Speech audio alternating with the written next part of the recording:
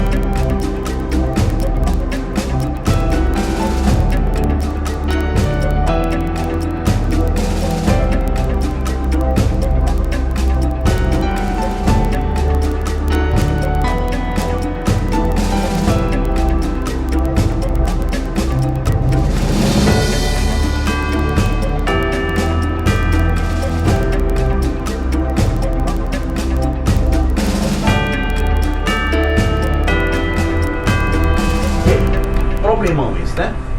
Mas você faria o quê? Você preferiria morrer e salvar esse seu precioso orgulho? Ou você faria o quê? Pediria desculpas à pessoa odiada, claro, desculpa de mentirinha, óbvio, né? Resolveria o problema e depois você voltaria, né, para aquele necessário e prazeroso ódio. Tem também uma terceira opção, é claro. Essa aí, na minha opinião, muito mais difícil, bem improvável de ser colocado em prática, que seria você tentar modernizar esse seu cérebro pré-histórico, lembra lá do cérebro pré-histórico lá do vídeo anterior, e a partir dessa modernização pedir desculpas, né, à pessoa odiada, mesmo sabendo que pedidos de desculpas, por mais sinceros que possam ser, não resolvem injustiças cometidas lá no passado.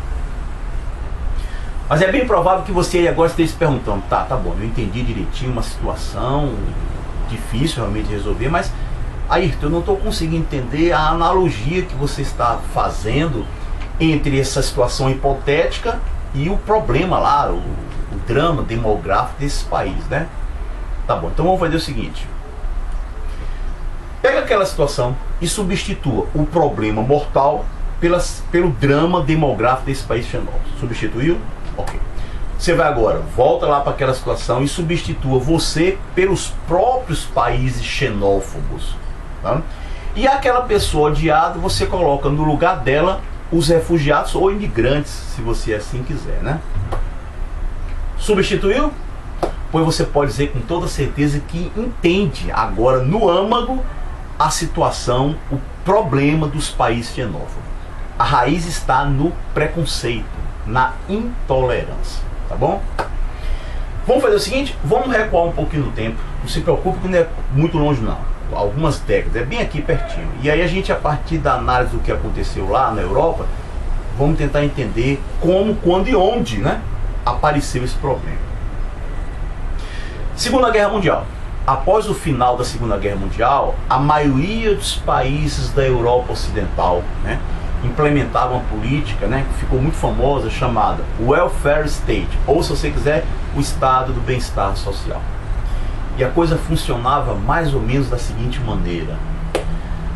Cada ser humano que nascesse nesses países, no caso, teria direito, do nascimento até a morte, eles teriam direito a vários serviços prestados pelo Estado, mantidos pelo Estado, ou então subsidiados pelo Estado, tá bom?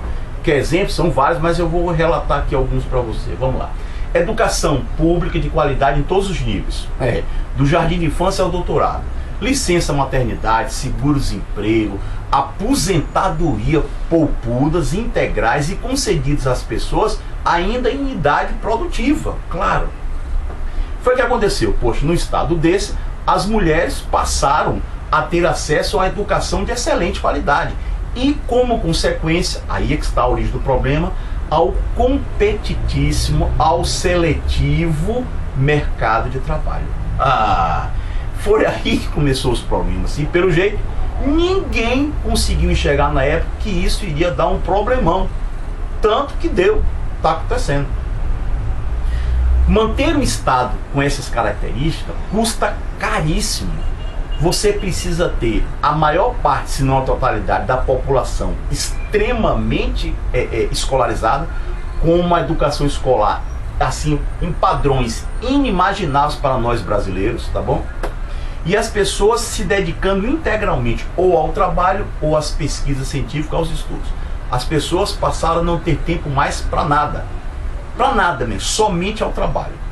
Inclui nessa falta de tempo, né, a ausência, né, de tempo para fazer filho, né? Ou melhor, falei bobagem agora. Fazer filho não, fazer filho é fácil e prazeroso, né?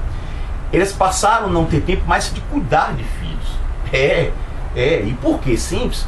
Como a educação, a população desses países é altamente escolarizada, eles têm a consciência, né, coisa que falta muita gente, eles têm a consciência de que ter filho, colocar um ser humano aqui, é um ato de extrema responsabilidade e seriedade.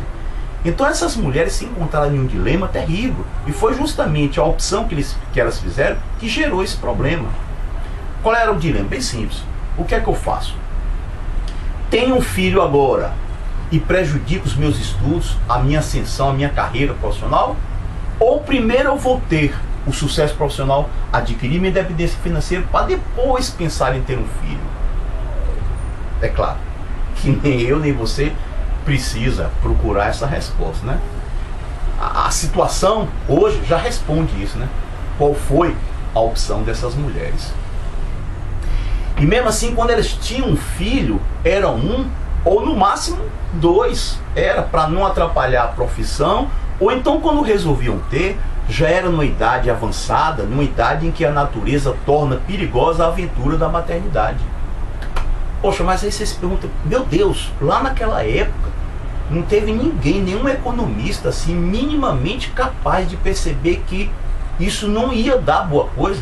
O enriquecimento material e intelectual dessas mulheres iria gerar esse drama, que a conta do welfare state um dia iria chegar, e chegou realmente, pelo jeito, uma conta amarga, salgada, pesada. E para complicar a situação, imagine só que ironia, para complicar a situação mais ainda, mais do que já é, esse pessoal teve uma ajuda involuntária, diga-se passagem, mas uma ajuda da ciência, particularmente falando da medicina. As pessoas estão vivendo cada vez mais, lá no caso deles, assim, hoje, eles vivem cada vez mais na condição de aposentados, recebendo as aposentadorias por pulos integrais.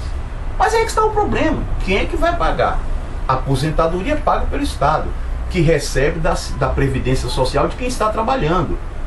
Mas se o número de trabalhadores, de jovens, está diminuindo, se lá na outra ponta, que é a maternidade, não está saindo filho, olha aí o drama, você está vendo?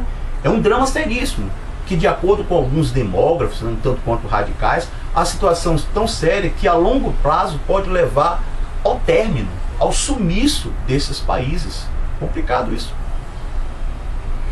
Mas aí alguém poderia perguntar, pô, mas é simples, pelo amor de Deus, está se fazendo uma tempestade com um copo d'água. Bem simples, basta chamar pessoas que querem ter filhos para viver nesse país, né? Simples, resolve o problema, né? Claro. Traz o imigrante, né? Mesmo que essa atitude seja moralmente, na minha opinião, discutível, né? Traz o imigrante pobre, essas pessoas irão fazer três coisas nos países ricos, né? Primeiro, ter filhos. Segundo, exercer atividades profissionais pouco qualificadas e, portanto, mal remuneradas. E também pagar previdência social, né? Simples, está resolvido o problema. Não está resolvido o problema. Seria simples, né? Sabe qual o fator que determina que o problema não está resolvido? Esse seu cérebro, esse meu cérebro obsoleto, pré-histórico. estamos esquecendo que ele é o responsável pelo fator discriminação ao imigrante, pelo fator intolerância ao estrangeiro, intolerância àquela pessoa que tem a cor da pele diferente, né? Ou então que professe uma religião diferente da nossa, ou então as duas coisas, né? Situação complicadíssima, né? Ou eles colocam o ódio deles de lado e resolvem o problema, ou eles vão desaparecer. As mulheres não querem mais gerar filhos.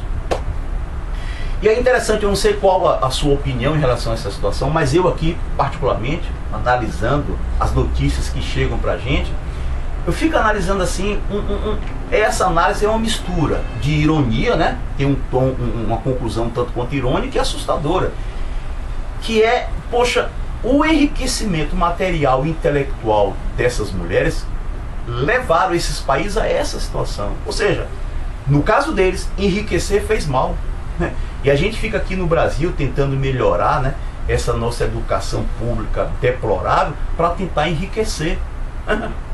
Diga-se passagem, hoje, 2015, nossa taxa demográfica é de 1,81 segundo o IBGE. Segundo os demógrafos, a taxa mínima para reposição de uma população é de 2 filhos por mulher. Por isso é que aquela atitude que elas tomaram levaram esse país à situação, a uma taxa de reposição abaixo de 2 filhos por mulher. Por isso que a população lá está desaparecendo. Nós, não sei se sabia disso, estamos com 1,81. Se nós continuarmos nessa situação, a população brasileira irá decrescer. Mas é interessante, né? Essa nossa sina de querer sair dessa situação deplorável da educação, né? De tentar modernizar esse Brasil para enriquecer. Aí me lembra, sabe o que é essa situação, esse nosso desejo? Um ditado popular que diz mais ou menos o seguinte: cuidado com o que você quer, você pode conseguir.